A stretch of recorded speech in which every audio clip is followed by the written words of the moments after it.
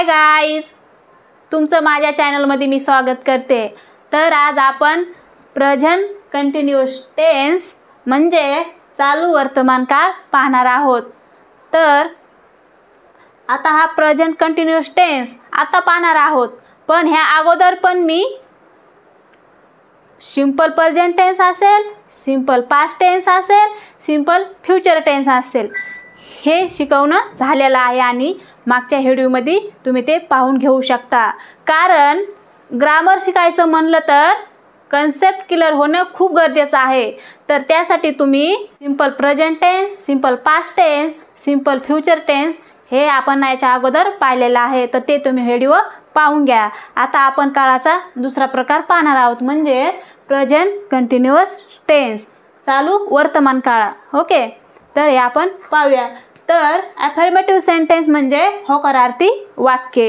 Okay, तर होकारार्थी वाक्याचं structure दिलेलं आहे म्हणजे फॉर्म्युला, यालाच आपण रचना पण म्हणू शकतो। रचना, स्ट्रक्चर, फॉर्म्युला। ओके, तर स्ट्रक्चर समजूया। S plus am is are plus verb, वर्बचा first form plus ING plus object, असं हे चालू वर्तमान काळाचं स्ट्रक्चर आहे। तर आता आपण पहिलं सेंटेन्स पाहणार आहोत। तर हे सेंटेन्स कोणते आहे? अफर्मेटिव्ह सेंटेन्स म्हणजे होकारार्थी वाक्य। तर हे जर तुम्हाला ग्रामर जर कळून घ्यायचं असेल तर कन्सेप्ट क्लिअर करणं खूप गरजेचं आहे। तर ते कन्सेप्ट तुम्ही चांगलं समजून घ्या। तर पहिलं सेंटेन्स पाहूया। मी इंग्रजी बोलत आहे। मी इंग्रजी बोलत आहे। आता मी आहे ना, तर एम इज आर, आपण इथं एम इज आर वापरलेला आहे। ओके, हे हेल्पिंग वर्ब आहेत, हे हेल्पिंग वर्ब आहेत। तर मी इंग्रजी बोलत आहे, ही क्रिया चालू आहे, बोलत आहे, हो ना। मी आता बोलत आहे म्हणजे ही क्रिया चालू आहे।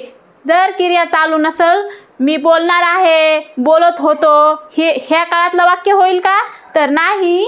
मी इंग्रजी बोलत आहे, सध्या क्रिया चालू आहे। एखादी क्रिया चालू आहे आणि अपूर्ण आहे, याला आपण चालू वर्तमान काळ म्हणतो।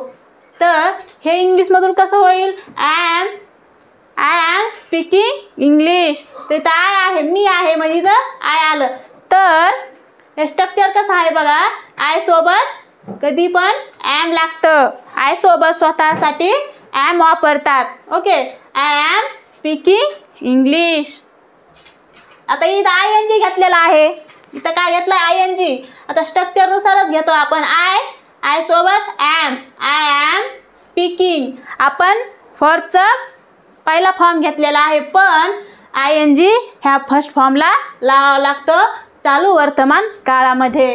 तर आय एम स्पीकिंग इंग्लिश, मी इंग्रजी बोलत आहे। चालू क्रिया मी इंग्रजी बोलत आहे, राहुल वाचत आहे, है ना, सोनाली लिहित आहे, म्हणजे चालू क्रिया दाखवण्यासाठी आपण हे काळ वापरतो, चालू वर्तमान काळ। ओके, दुसरा सेंटेन्स बघूया। मी स्वयंपाक करत आहे। मी स्वयंपाक करत आहे, आई स्वयंपाक करत आहे, है ना, दादा जेवण करत आहे। अनेक प्रकारचे वाक्य आपण बोलत असतो चालू वर्तमान काळामध्ये। आहे म्हटलं ना की चालू काळ समजायचं आणि चालू क्रिया आहे। ओके, मी स्वयंपाक करत आहे। आता हे वाक्य कसं होईल? आय, मी म्हटल्यानंतर आय येईल, तर आय नंतर काय कोणतं हेल्पिंग वर्ब येईल? तर am, I am cooking, I am cooking, मी स्वयंपाक करत आहे। ओके, अशा प्रकारे वाक्य आहे। तर हेल्पिंग मेन वर्बला ING प्रत्यय लागतो, वर्ब हा वर्ब आहे आणि ING प्रत्यय लागतो। ओके, थर्ड सेंटेन्स बघूया। ती शाळेत जात आहे।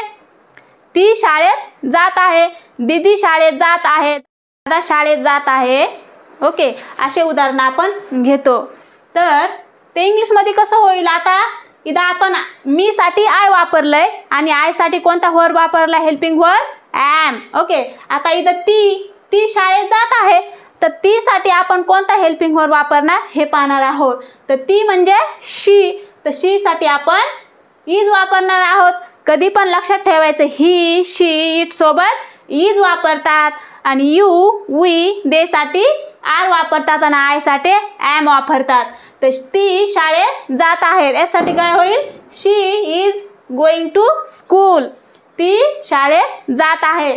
तर शी साठी काय घेतला आपण? इज घेतलेला आहे. ओके. आणि ING प्रत्यय लावलेला आहे. ओके. तर ती शाळेत जात आहे. फोर्थ वाक्य बघूया. आम्ही टीव्ही पाहत आहोत. आम्ही टीव्ही पाहत आहोत. इथं ती साठी इज वापरला आहे. आता आम्ही म्हणजे वी हे अनेक वचन आहे. ओके. ती हे एक वचन आहे. एक वचनासाठी आपण इज वापरतो, अनेक वचनासाठी आपण आर वापरतो. तर आम्ही हे काय आहे? We are watching TV. We are watching TV. आम्ही टीव्ही पाहत आहोत. तर वी नंतर कधी पण आर वापरायचं चालू वर्तमान काळामध्ये. ओके. तर वी, दे, यू सोबत आर वापरायचं म्हणजे हे अनेक वचन आहे. आणि इज कधी वापरायचं? शी, ही, इट सोबत इज वापरायचं आणि आय सोबत आय एम. हा, स्वतःसाठी आय एम वापरायचं. तर रेखा पुस्तक वाचत आहे. फिफ्थ बघूया. रेखा पुस्तक वाचत आहे. तर रेखा हे नाऊन घेतलेलं आहे.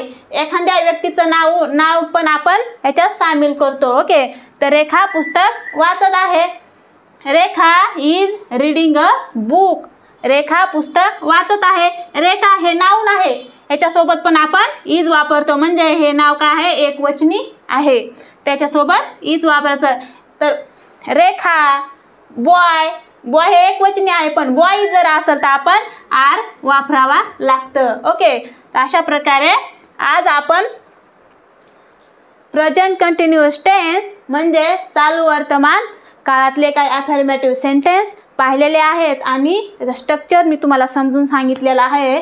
तर ह्याची कन्सेप्ट तुम्ही क्लिअर करा. कुठे आय कुठे लावायचं आणि आय सोबत कोणचं हेल्पिंग वर्ब वापरायचं आणि सी, ही, इट सोबत कोणतं हेल्पिंग वर्ब वापरायचं आणि वी, यू, दे सोबत कोणतं हेल्पिंग वर्ब वापरायचं हे तुम्हाला मी सांगितलेलं आहे. तर ते तुम्ही नीट लक्ष देऊन ऐका आणि लिहून काढा आणि प्रॅक्टिस करा. बार बार लिहून काढा म्हणजे तुम्हाला हे समजेल की चालू वर्तमान काळामध्ये कोणते वाक्य बोलले जातात. एम, इज, आर ही टू बीची वर्तमान काळी रूपे आहेत. ओके. अशा प्रकारे आज आपण चालू वर्तमान काळ पाहिलेला आहे.